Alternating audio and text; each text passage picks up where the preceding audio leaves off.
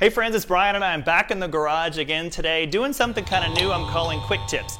In this particular video, I'm going to show you a really simple and fast procedure that is all about removing and installing a shift lever on a motorcycle. Now, I have done these on a lot of different machines before. I've done them on dirt bikes, I've done it on shifter carts, Harleys, street bikes, all kinds of bikes, and generally the design is very similar on all those types of applications. However, just in case you happen to have the one oddball design that's not like this, please forgive me. I don't know every single shifter out there, so it's always possible that yours could be a slightly different design, okay? So doing the best that I can. A couple other things. One is that I want to go over first the design of this retaining system that's part of every shifter that I've ever worked on. So I'm going to go over basically the design of this system first, and then I'm going to go into the actual procedure for removing and installing the lever. One other thing too I want to mention, that is that don't beat these things to death. A lot of times they will be kind of seized on the shift shaft, and usually that's because of like oxidation or rust. If you have a shift lever that doesn't want to come off, don't beat it to death, don't put a bunch of heat on it. What I recommend is basically loosening the jaws of the mount, which you'll see in the video, and trying to get something like some solvent or some WD-40 between the spline and the mount. So just don't get into this thing where you're beating the hell out of this thing, because you'll just end up ruining it. And certainly don't introduce a lot of heat, because there's always a seal on this shaft and you could easily like melt the seal or wreck the sealing capability of the seal if you introduce too much heat.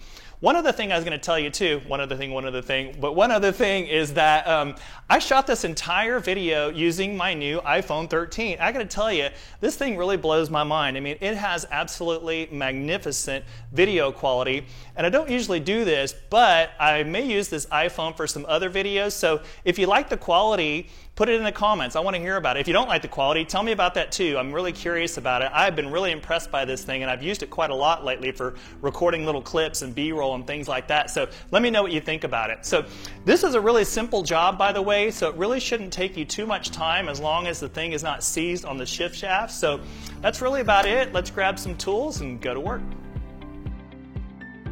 This groove in the shift shaft works to retain this fastener. When it's installed, the bolt is retained in the groove. You can see it more clearly from the front. Here you can see how, when installed, the compression bolt encroaches on the bore of the lever mount. This design is a safety feature to keep the lever from falling off in case it happens to get loose. Okay, so let's take this lever off. Using the appropriate size and type of wrench, loosen and remove the compression bolt. Next, using a stubby flathead screwdriver to act as a wedge, gently drive it between the jaws of the lever mount. If it resists coming off, use the technique I described earlier in the intro of this video to loosen the bond. Tapping the wedge with the hammer while pulling on the lever will usually loosen the mount, and you can wiggle it a bit as you go, and most of the time it'll come off without too much fuss. If you want to be sure the next time you have to remove the lever that it doesn't fight you too hard, coat the gear selector spline with some anti-seize before installing the new lever. When installing a new lever, check the various positions where the lever can be aligned on the spline. Usually it's pretty obvious where the optimal position lies.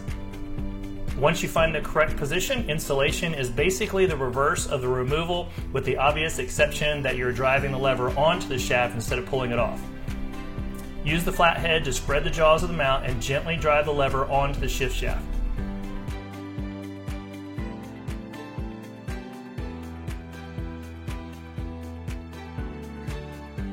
Once the lever is located where the groove lines up with the compression bolt hole, install the compression bolt and tighten it to approximately 12 Newton meters or 9 foot-pounds. And there you are, job done. All right, pretty short little video for a very short and easy little job. So hopefully that wasn't too difficult for you, and hopefully you found this video useful. Couple things, don't forget to leave some comments if you think this iPhone 13 thing worked for you. I think it looks pretty darn good personally, but let me know what you think. Also, any of the products that I use in this video, like for instance anti-seize and other things, I'm gonna leave links for those in the description box below. So if you wanna buy some of those things, I'll show you where you can pick those up online. So that's about it. Hope you enjoyed the video. Looking forward to seeing you on this channel again. Make sure to get out there and have fun in your garage.